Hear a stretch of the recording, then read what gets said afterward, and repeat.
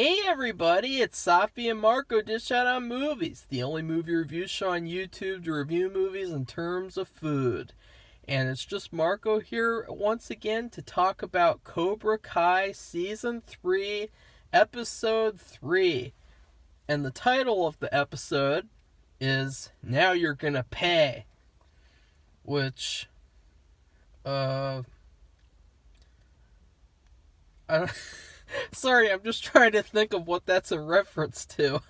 Because, the episode is about, uh, Johnny. Sorry, I just had a little freeze there because the title really doesn't go with the episode, in my opinion. Johnny is raising money to help out Miguel for his spine surgery.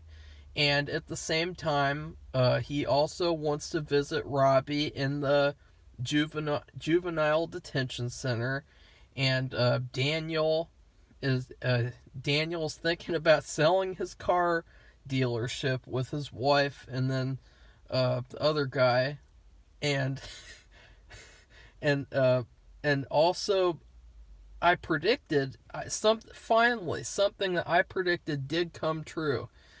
Basically, a little scuffle thing happens in the episode where the Cobra Kai guys, they beat up the little Asian kid, and him and all the other Miyagi-Do guys go to Daniel's house to see Samantha, and Samantha is like, hey, I'll train you guys. We need to restart training. And, that's exactly what I predicted would happen.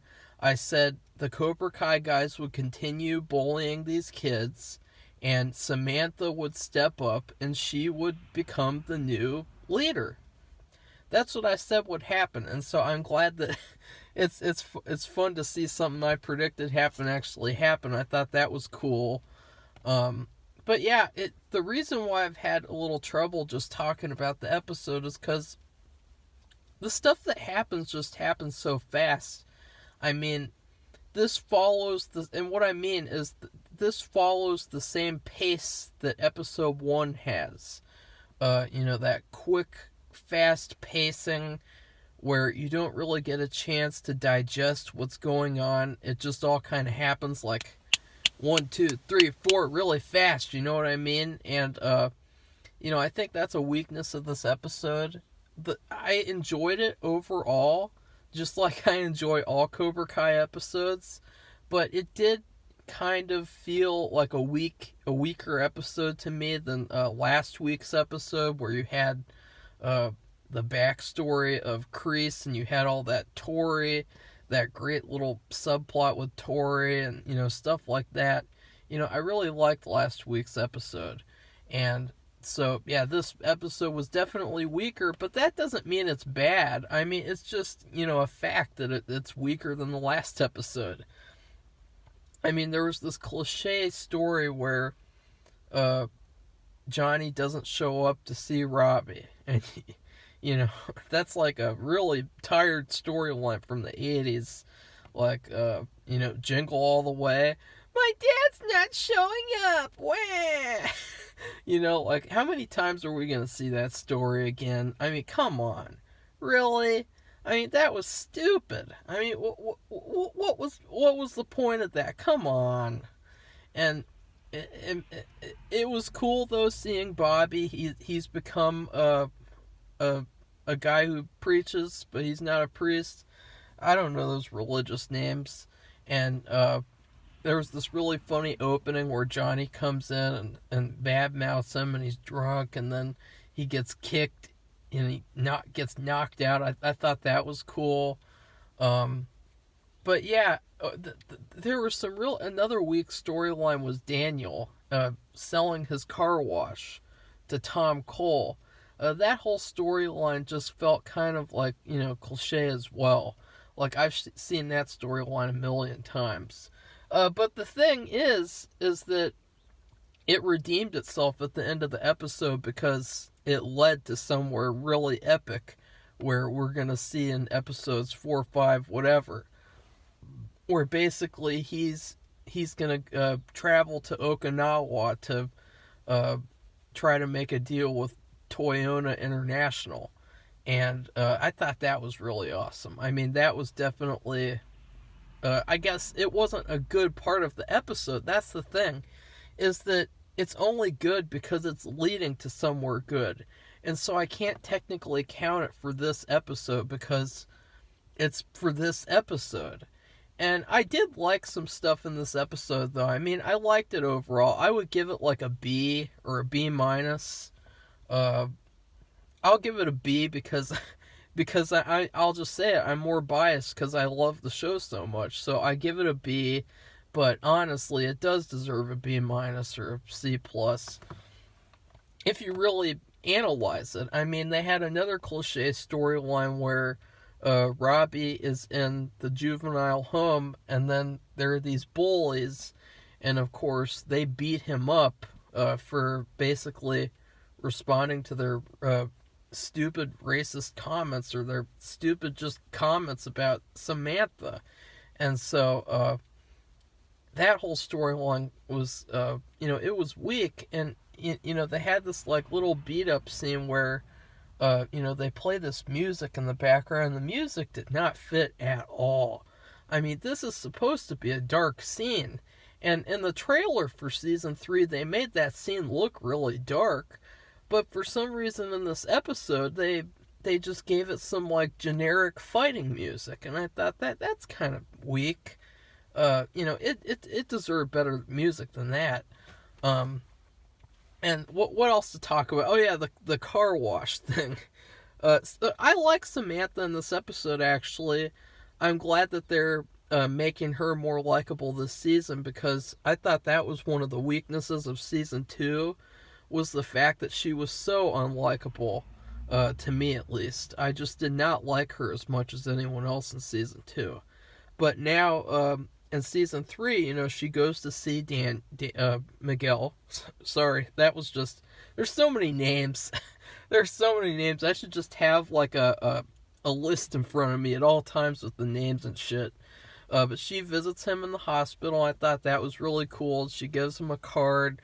And that's another cool thing. There were some flashbacks in this episode that were nice to see. But again, when you really get down to it, you could take that as filler, in my opinion. I know that's going to be controversial, but the flashbacks, they weren't really that necessary, because if you're an actual fan of these movies and shows, then you should have already seen that stuff, and you should know it off the top of your head. You shouldn't have to have a flashback to remind you. And so, yeah, and then basically Samantha and all of her friends do a car wash to help out Miguel for his surgery. And of course Moon is there, and I thought that was really funny. She's like, "Aren't you a feminist? Like, why did you bring the cheerleading team here? Why are you guys dressing up in sexy outfits to do a car wash if you're a feminist?" And she's like, "No, I'm a sex positive feminist. I'm a good feminist. I'm not one of those feminazis that you see on Twitter." I thought that was pretty cool. Her character really hasn't had a lot of anything to her, and so that's pretty cool that you add that little cool piece of her character in there. And then there's a little joke in there. But the thing that I really didn't like about the car wash subplot, which it really wasn't that much of a subplot, it was just kind of a scene or two. And see, that's what I mean by like rushing through, like, like just going at this fast pace through all the story. Well, the really weird thing was, after they do the car wash, Hawk and his friends come and steal the money from the kid, and they're like, "Miguel is gonna think that this is from Cobra Kai, and not you." And I thought, that's really goofy. Come on, that's just stupid. That's just, it's like, what? I just, that was just really, really weird.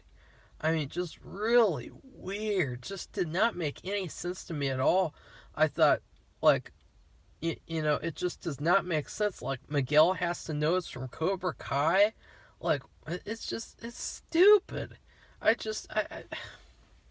That was probably the only thing I really did not like, was that whole stupid little thing with taking the money because he's got to know it's from Cobra Kai. I mean, that's just ridiculous. He's gonna find out after he leaves the hospital regardless. Samantha and all the other people, they're gonna tell Miguel that it was from them. See, that storyline really does not make sense.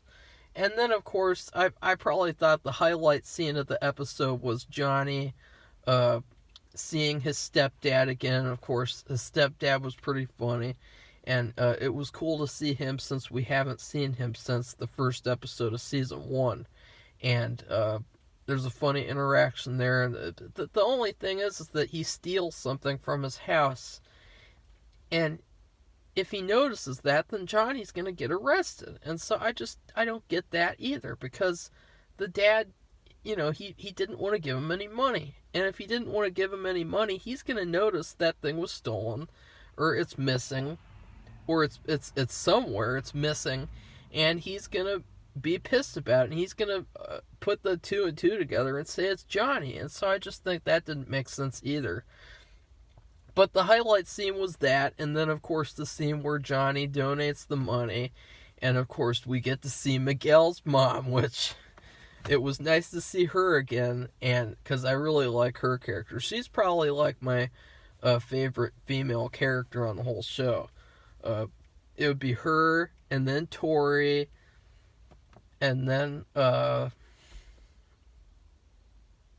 that's tough. That's too tough to say right now. But Miguel and Tori, fuck. Miguel's mom and Tori are my favorite female characters on the show. And so overall, yeah, I would give this episode a B. As I said, it has a lot of different little plots in the episode. The plots are cliche, or they're goofy and don't make sense. And it has too fast of a pace to really, like, have a grasp on, like, the characters and the story. That's why I had so much trouble, like, describing things, because it's just so much stuff happening in such a fast pace. It just does not, like, work for me as well as, the last episode or the other great episodes of the show. But that being said, I still really liked it. I can't wait for next week. And so, yeah, if you like this video, please click the like button, comment, subscribe, all that crap that YouTubers tell you to do. Goodbye, everybody. Oh, yeah. Oh, shit. No, wait, no. The second highlight of the episode was Daniel basically explaining why he got into selling cars. It's funny. That's my favorite part of the episode. I forgot about it. Daniel talked about, like, how Miyagi pushed him into selling cars. I thought that was really cool, that whole explanation. It sort of bridges the gap between the original series and then the show. I kind of thought it was weird how he became a car seller when, he's his entire life is karate. But it's actually a really good explanation. I really liked that, and I thought that was really good storytelling. And you see, it just all went by so fast that I just forgot about it. It just slipped my mind, even though it was a fantastic story moment and a fantastic character moment. So yeah, now goodbye, everybody. See you soon for next week, Season 3, Episode 4 review. Bye.